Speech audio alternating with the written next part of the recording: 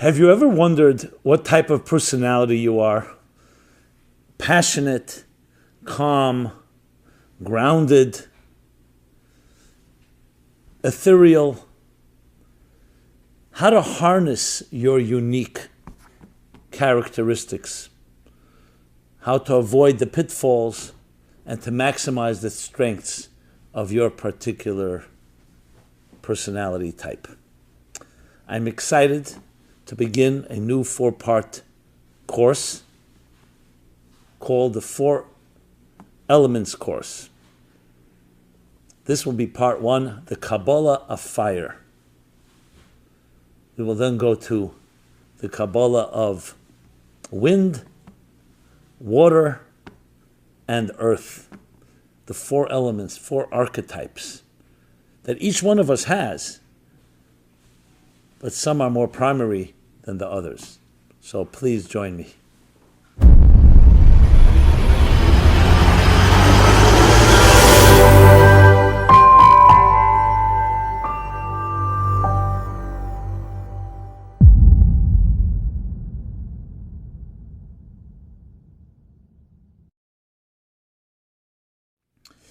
Hi everyone, Simon Jacobson here.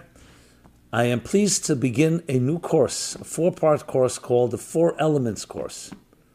Fire, wind, water, and earth. This is the first part of these 4 parts called the Kabbalah of fire. This program is dedicated by Jack Klundert in honor of Anne Klundert. Have you ever wondered about your personality type? Each of us have different dominant genes, so to speak, dominant characteristics. But we don't always have a handle exactly what type are we. Is it healthy? Is it not healthy? Is it shaped by our parents and educators and society, or is it inherent? How do we harness our strengths? How do we maximize our potential and minimize the pitfalls or the drawbacks that each character type may have? That's what we will be discussing in this 4-part course, which is identifying these 4 archetypes. So this goes back thousands of years of how scientists looked at the universe, the chemistry of the universe. So even though today the 4 elements may not be seen quite the same way, but the archetypes of these 4 components is extremely relevant when you really put it into terms that we can all relate to. And so we will be covering all of them today. We will be covering part 1, the Kabbalah of fire. So like all the other elements, fire is a part of our lives. It has its strengths, it has its challenges, its virtues and its vices. So when you hear the word fire, what does it conjure up? So for many, it conjures up the word danger. Fire, it drives panic in us. When a fire breaks out, it's out of control. But fire also has the element of passion. Now passion too has a positive side and a negative side. So that's what we're going to be addressing. And most importantly, making it relevant to ourselves. So we're not just talking about the chemistry of it, or the science of it, but the relevance, the archetype. What is an archetype?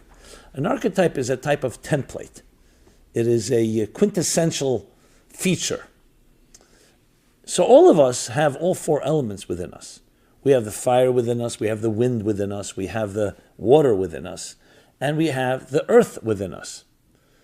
But there's still dominant elements. So fire. The way it's described, when you talk about the features, the very feature of fire, is described as fire being dry and hot. All 4 elements have a different combination of that. 2 of them are dry. One is dry and hot, and there's dry and cold. And the second is cold or warm. So fire is dry and hot. Wind, as we will discuss, is dry and cold. Water is moist, is wet and cold, and earth is dry and warm. These will be the 4 features. So when we talk about fire, the first thing we need to know is the fire within us, the fire in our belly, the fire in our soul, is a very healthy thing. But like all fire, if it's harnessed properly, we use it well. When it's not, it can be destructive. So think of passion. All of us have passion. Now, passion can be extremely powerful, a powerful force in love, in relationships, in commitment. You're excited, you're passionate. You feel that fire burning. You're not complacent. So in that sense, yes, it's a hot element. It's dry because it's not moist. And that causes it to be a very strong force in our lives. And as such, what it does is, it drives us. What we need to hold in check is to make sure that the fire does not consume us. Because if it consumes us, it becomes obsessive, and it can become destructive to ourselves and to others. So there's also what we'll call foreign fire, alien fire. Sometimes that was a description describing destructive substances. So yes, it's fire, and there's a lot of passion in it, but it can be a passion that's misdirected. Look what happens with crimes of passion. People lose their minds, and they can really hurt someone. They can kill someone in the throes of passion. So how do we look at this fiery part of us, of ourselves? So if you're a passionate person, you know immediately both the positives and the negatives. Passion leads to, as I said, drive and building things. But on the other hand, passion needs to be checked. So how do we check passion? We need objectivity to determine where that fire is being used and how it's being used. If it's controlling you, or it does not have any discipline at all, it will most likely end up hurting somebody. If, however, it's harnessed, exactly like we look at fire, we need warmth on this earth. We need fire in our homes to warm food, to cook food, to keep ourselves warm and healthy. The human body has a certain temperature. If it gets too low, it's not good. We need to have warmth. Our blood has to be a certain warmth. However, if it gets too hot, we call that fever. We call that becoming dangerous if it gets too hot. So that measure is the key. In our personal lives, the best possible way to maintain balance in that area is to make sure that you have someone you speak to that can review the fire within you. Now, as I mentioned, not everybody is a fiery personality. Some are very passionate people, some are not. But everybody needs passion. Everybody needs fire in their lives. We'll soon discuss the deeper elements of it, but I just wanted to begin on a very basic level. So let's start with this. Write down for yourself. Do you feel you're a passionate person? So then we can say you have the element of fire within you functioning. Do you feel that you have passion, but you don't have the right and ability to express it? It may have been suppressed, it may have been mocked, it may have been some ways criticized.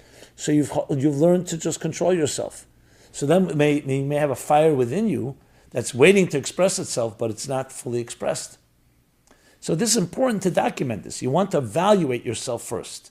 So question number 1, are you a passionate type of person? Question number 2, do you have passion that has not been released? Question number 3, if you are a passionate person, where do those passions lie? Describe 3 things you're passionate about. This is awareness. This is what's called the first step in all growth, is knowing. Self-awareness. Knowing yourself. Know thyself. That helps you identify it. Very often, most of our personality types and characteristics are more impulsive. They come when they come and they go when they go. What we're trying to do here is be more deliberate, to really look at it and identify it, because then you get much more control of it, and you can then also maximize it and minimize any of the negative traits that it may produce. So those are the first obvious questions that are necessary to just assess yourself. Now, if your answer is, I'm not that passionate type of person, I would still suggest, is there anything that you're passionate about? Anything that riles you up? It could be protecting your family. It could be certain values that you feel are trodden upon by others or dismissed by others. Things that make your blood boil.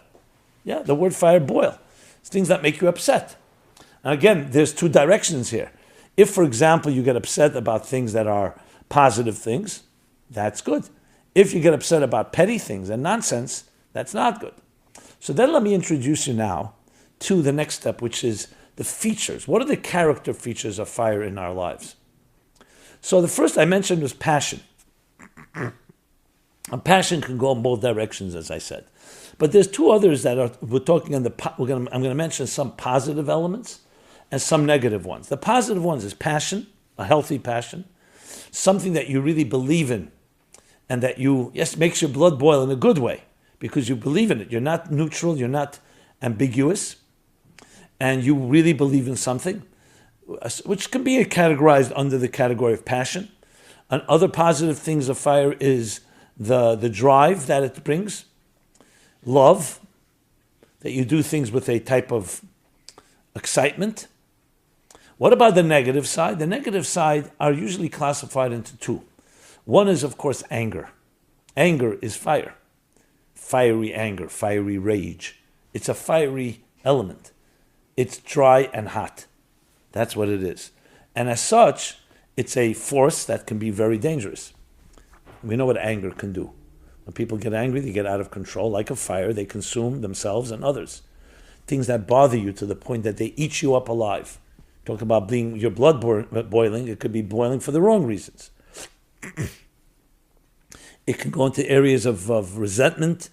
Anything that elicits anger we'll call that the negative manifestation of fire. Another negative manifestation is some of the mystics identify it with arrogance. Why? Because like fire rises, arrogance is a type of a rising sense of inflated ego. I know we could identify arrogance also with wind, and we'll talk about that. But right now, one of the interpretations of negative fire is arrogance, pomposity, which brings us to the feature of fire that I just said that elevates. But we'll get to that shortly. I want to talk more about the features of fire in our personality. So look at fire, two things that come to mind. Fire warms and it illuminates. It illuminates and it warms, which of course is one of the reasons we're talking about it and began the series now, because this is the festival of lights, Hanukkah. But this is really all year round. So Hanukkah, of course, the festival of lights. What we see in light, it warms and it illuminates. Those, of course, are beautiful features. So if you're a person that when you meet others, they feel warmed by you, they feel illuminated by you. Illuminated could be you provide clarity, you're a person who has a certain certainty, confidence. So illumination and warmth, of course, is you warm people's hearts. People feel better. Someone who feels cold and detached, fire has that ability to warm. Just like a warm room, you light a fireplace. Fire has that ability to warm and illuminate. So if that is part of your personality, that is beautiful. Is there a downside to warming and influencing? Only if it intrudes on people's boundaries and violates, and in some way it becomes too aggressive. But generally, warming and influencing, we would all agree, is a positive feature. Okay. So we have here the positives, the negatives. What else do we see about fire and its features? Let's continue that discussion. Fire rises. It's the only one of the elements that completely defies gravity. Even though wind, which we discuss, has an element of that, but water and earth for sure don't. They're subject to gravitational pull. Fire, were it not for the wick, it would expire. It would just go upward. So it rises. It flickers. It doesn't just rise because it's grounded by the wick. It flickers. It has an element of a to and fro motion. What do they express and what do they reflect in human personality? So they reflect the following. The idea of transcendence, that a human being is always striving, looking upward, pining, to look for something greater than you are. Fire is the perfect example of that. Indeed, in the book of Proverbs, it says that the fire of God is the soul of a human being. The closest approximation of your soul on earth is a fire, a flame, because it defies gravity. Gravity would be referring to things of survival, to things that ground us in this world, that are necessary, but they're about your existence, about your survival. Fire represents your transcendent side, which is not incidentally connected to passion, because passion also, passionate for healthy things, is about an excitement to reach greater heights. But let's go back to transcendence. So in that sense, fire is a transcendent force, and like fire rises, our souls rise. Allow that voice to express itself. So write this down as the next step of this course. Write down in your life, do you allow your spirit to soar? Do you allow yourself to dream, to imagine, and act on it? The fire in you is meant to bring that part of yourself, to elicit and evoke that part of you, to work and reach upward. Look at the difference between a human being and other creatures. We walk upright, and because of that, we look up. We look up to heaven. And that, just the satisfaction of our curiosity, has developed $1 trillion industry, starting with NASA, space exploration, because we're simply curious beings. We see the skies, we see the heavens, the stars, the planets. What's out there? Is there someone like us out there? What's going on? Even on a very physical level. Imagine on a spiritual level, we're looking who put us here? What is our reason that we're here? A type of aspiration and search and seeking, the soul's search for purpose, for meaning, the soul's seeking transcendence, to break out of the confines of our fixed boundaries and our fixed routines. That's what fire does. It's not, you can't contain fire. That's what it does. It's constantly seeking, which leads me to the word restlessness. Human restlessness. Now, restlessness for some identifies with anxiety. That's perhaps where the fire is out of control to some extent.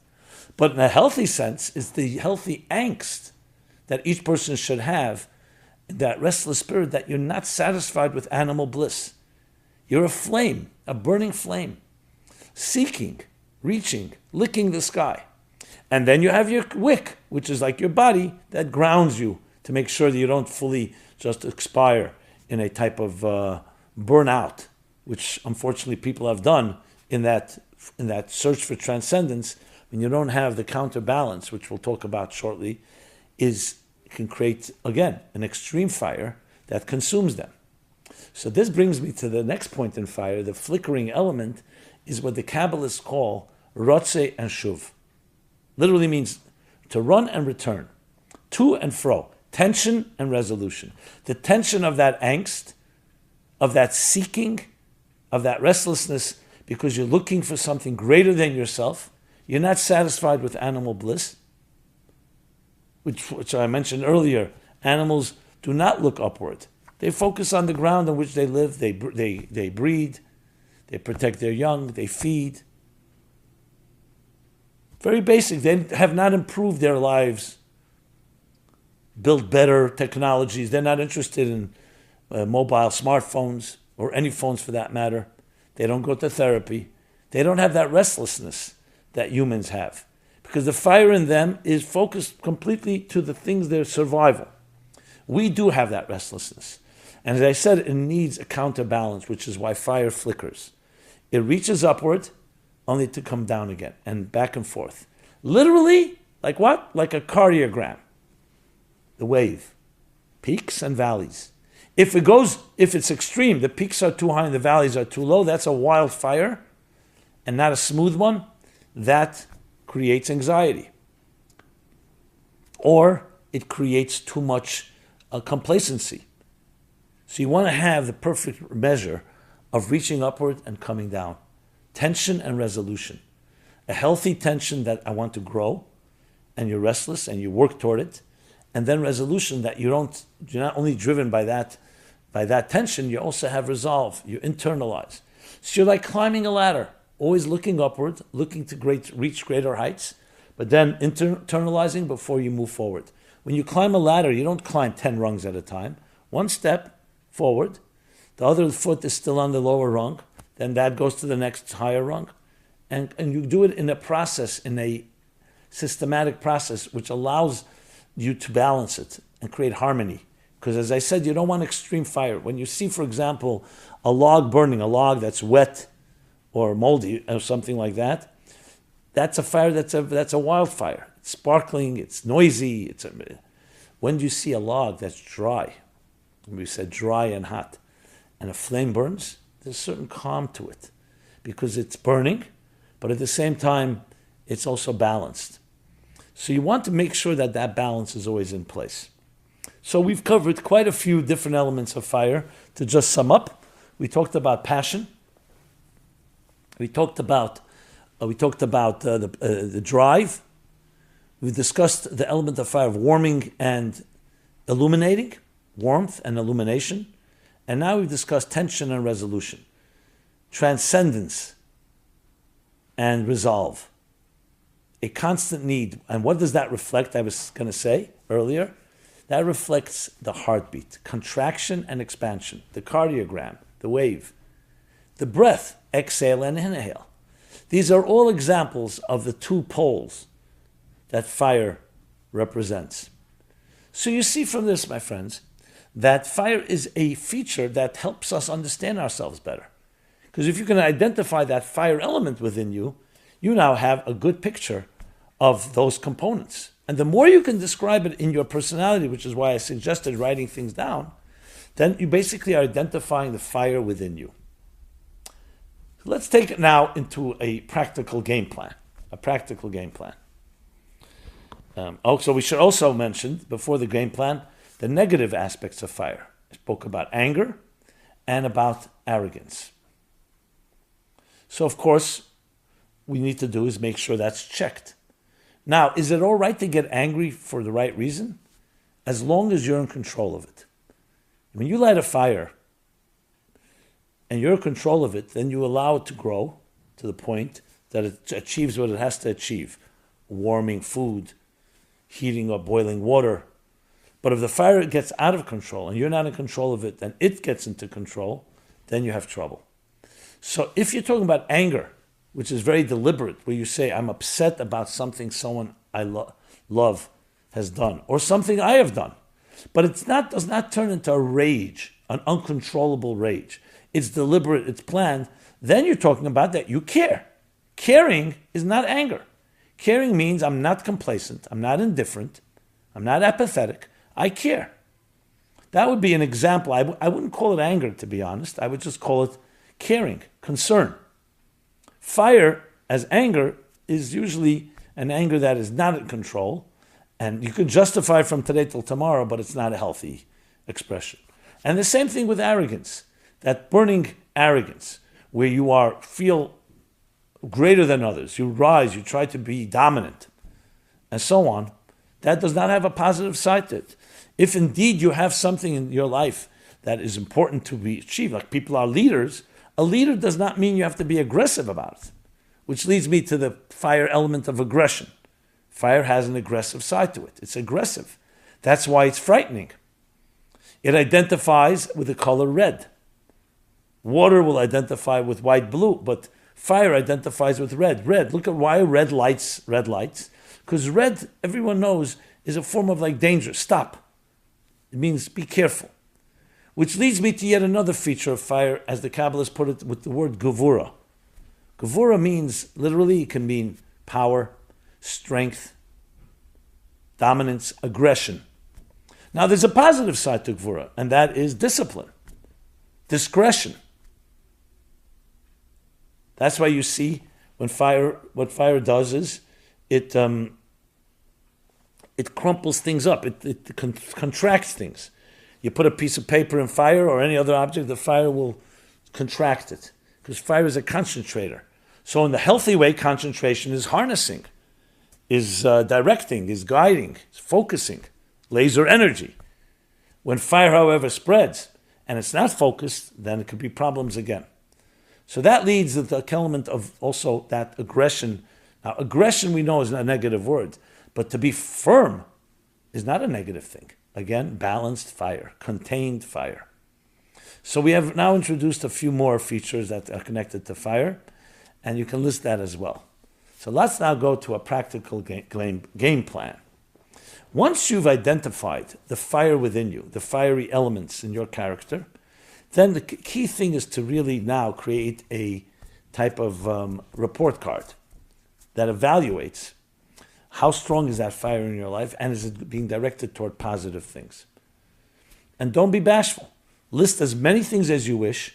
Some we've mentioned, some we haven't. And then give it a 1 to 10. Like saying, okay, I have a certain angry side to me. but I keep it at bay. So let's say we'll give it a 3. 10 would be when it's out of control. 1 would be that you really don't have that side to you, at least not in any expressive way. Okay, so the same, do that throughout, whether it's the passion, whether it's warming and influencing others, whether it's transcendence, whether it's restlessness. Do you have more transcendence and less resolve? Which means you dream a lot and you're very frustrated, you're not getting your dreams fulfilled. All can be gauged in a 1 to 10 type of number. I'm using that as an example. You can do 1 to 100 if you're able to have it that nuanced. But 1 to 10, I think, is a fair way to go. You'll be surprised, some ways pleasantly, in some ways maybe not so pleasantly, at the results. You'll really see yourself now like a reflection of yourself through the lens of fire. How fire plays itself out in your personality. You'll see the areas that you're very strong in, but you'll also see whether you're actualizing them or not. You'll see areas where you're weak in.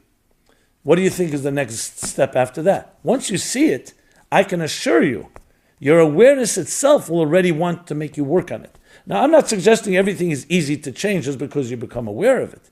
But awareness then gives you something to work in, to bite into. And then make it a goal. It could be on a weekly basis a goal. It can be more often or less often. Make it a goal to say, okay, I'm going to work on the fire within me. The areas that need somewhat more taming, more lowering the temperature, harnessing. The areas where I have passions that I'm not exercising, I'm not actualizing. Make it a goal. Don't take on too many goals because it usually doesn't happen. Do it in a way that you know you can achieve it. And make a goal. By the end of next week, I would like to identify an area where fire is being over dominant and needs to be somewhat tamed, and say, this is my goal, to tame my anger, to tame my passion for something that may not be that important or even destructive in my life or other people's lives. Replace it with a positive passion. Make that the goal. I really enjoy helping people. So do it. Find things you're passionate about. Make them your projects. This is how you take and harness the fire in your personality and turn it into something positive, growthful. And I assure you that once you start doing it in a consistent manner, important consistency, you will see a visible difference in your life. Now, we're just covering here element number 1. We have 3 more to go. But number 1 alone can transform your life. To become that living example of a walking, fiery, passionate person, but a fire that warms and influences, that warms and illuminates and influences, a fire that transcends, a fire that is passionate and driven toward good goals. That changes a person's life. And keep in mind, your soul is compared to fire. But many of our souls remain quite dormant because we've been shaped by other people's expectations and demands of us. So the voice of your soul, and I like to call it the song of your soul, and everybody has their song, is sometimes undercover. Sometimes, more than sometimes. You may not even be aware of what your soul's fire is like. So here's the time to start expressing it, to start building the courage necessary to allow it to speak. And you don't have to begin big. Again, write down on a piece of paper, write down, here are some of my voices, here are some of the things that really resonate with me. Begin singing it to yourself. Sing it to people that you care about, that care about you. Sing it with passion, with a fiery passion.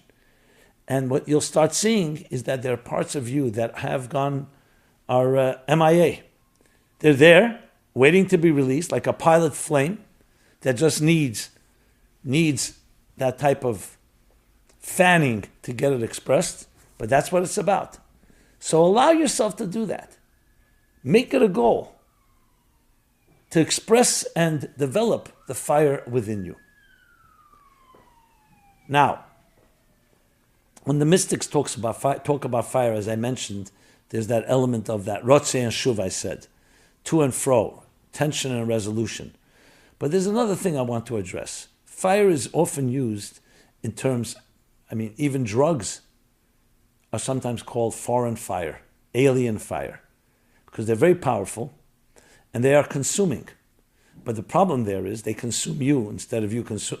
Well, I wouldn't say that. You consume it, but it consumes you. It takes control over your life. In the Bible, there's a story, actually, of the two sons of Aaron, who in their great passion, ran into the temple, the holy temple, to experience a divine transcendent experience. They were so passionate about it that they lit, it says, a strange fire, a strange flame, and it consumed them. And they first burn out in history. And based on this story and others, it became a very important principle in all spiritual disciplines, that you need to make sure that the fires that are lit, and they're coming from a good place, are not an expression of your, overexpression of your desire. Because if it becomes more about you than about what needs to be achieved, then it's not transcendence. The transcendence is another selfish expression. So it's important to remember overall that though a fiery soul is critical, and as a matter of fact, as I said, many of us have the problem the other way around. The fires in us have been either extinguished, is a strong word, but definitely kept at bay, or almost nil, where feelings of resignation, of fatalism, of no hope, hopelessness. So we need to light those fires, but then we need to also qualify by saying that the fires on the other extreme, that don't have an element of discipline and grounding, can be equally problematic. And that is why it's vital, especially for someone who's a more, call it a free spirit, someone who has a fiery soul. Now, we all have a fiery soul, but someone whose soul is very dominantly fiery, and they express it, to really also check it. And that's vital, because without that, it ends up being a force that, though it comes from a good place, ends up being a negative one, a negative type of fire. So fire is a interesting force in our lives. You can't live with it. You can't live without it. You can't live with it, I mean, you can't live with a fire that's out of control. And it's necessary in our lives. It's such a vital component. So I hope this sheds some light and helps us all come to a deeper understanding of ourselves, because that's the goal. There's an expression that the universe, in microcosm, is the human being. You are a universe, a small universe. And that universe, just as there's the four archetypal elements of fire, wind, water, and earth, they also exist within you. And by expressing and experiencing and evaluating the fire within you, you become a very different type of person. You become much more in control of yourself, and you learn to express and discover newer strengths that you may not have been aware of. As I said, I find many people going both directions. Some people who that fire was really beat out of you, and people don't have that passion. They were criticized, they were dismissed, invalidated, and you don't want to follow, you don't want to be hurt. People the other extreme, who have uncontrolled fire. And sometimes it's interconnected. Some people who've been suppressed, when they finally break out in an uncontrolled fire. And the key to all healthy relationships, the key to all interactions, is to have passion in your life, to have fire, but a fire that does not hurt the other, does not violate another, a fire that is balanced. As a matter of fact, the Hebrew words for man and woman is ish and isha. They both have the word fire in it. The man is a fire, but he has the letter yud, which is a divine force, a divine spark. Isha is also ish, but has a letter hey, which is a divine expansiveness. So if you take out the divine element, that humble element, you have two fires, and two fires can destroy each other. But when you include the Yud and the Hey, the name of God, you include the measure of humility, and that the fire is not about you, it's about building something greater than you are, then they join together. It's two fires that lick and join. You ever see how fires come together? They become one, literally. They're not two. You see, as they get closer, they become one. And finally, one more feature of fire, which is so beautiful. Everything in this material world is measured by time and space. I have something and I want to give it to you. Let's say I have a piece of food, I want to share it with you. I will have less. I may do it anyway because I love you and I care about you, and that's more important than my piece of bread, my full piece of bread. I want to give you my seat, I have to get up from my seat. Basically, you get diminished as you give to others. However, you give anyway because you get something back in return, like giving love, giving charity, giving of yourself. You become, maybe you may have less, but you become much more due to the present, but due to the experience. But the physical element is, yes, you only now have a half a piece of bread because you shared it with someone else for a beautiful reason. Fire, interestingly, when you light another person's fire, you don't get diminished. You light a candle, and one candle lights the other. The first one doesn't get weaker. It can go ad infinitum. You can light one fire, another fire, another fire. So in addition to all the fires joining as one when they're humble fire, they also have the element of perpetuation.